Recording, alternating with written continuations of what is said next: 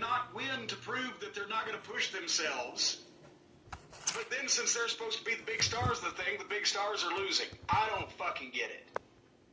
I don't get it. I don't know what they're trying to do. I don't know who the heels are. I don't know who the baby faces are. I don't know who the stars are supposed to be. Because everybody goes competitively with everybody for 20 fucking minutes. But no, this I'm not shitting all over the match as the worst Young Bucks match ever. I'm just saying it's the same thing they usually do, and I don't fucking get it or understand it. And also visually, you know, I said that for anybody watching television going, these two kids are the fucking greatest tag team in the world. The only people that paid $50 for this are probably you and me, and everybody else is convinced they are the best tag team in the world. They're that fucking gone. That's the only people that paid $50 for this. I just saw a thing with them the other day, one of their little skits, and if you think their wrestling is offensive, you should see their comedy.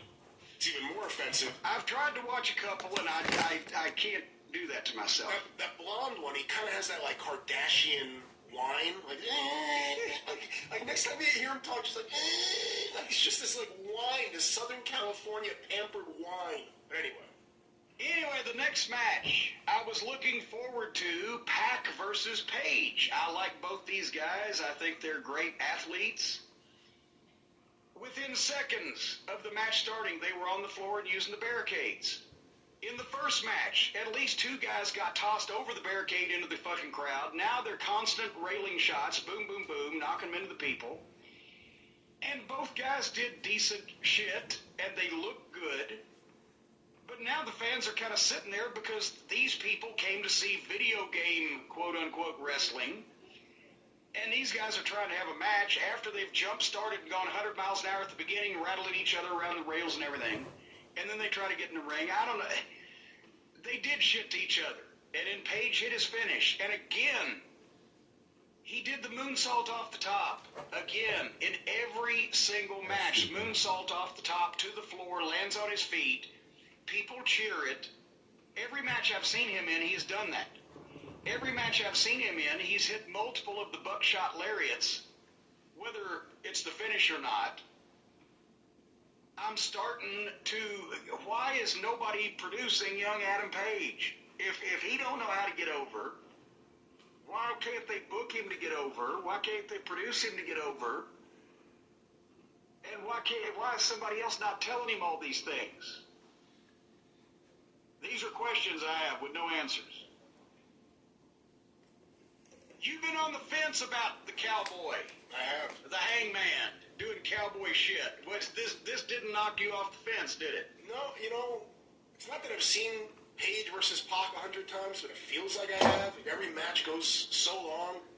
On the positive side, focus on a positive, I think Pac is a fantastic professional wrestler. His facials, yes, movements, he can wrestle and do high spots. I really like him.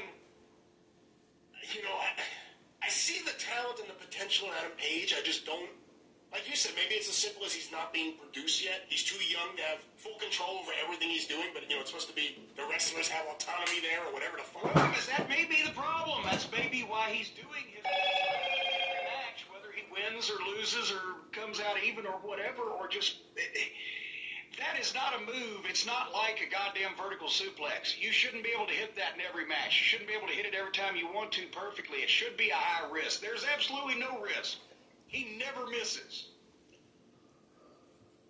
Because he does it in every match. I've seen it.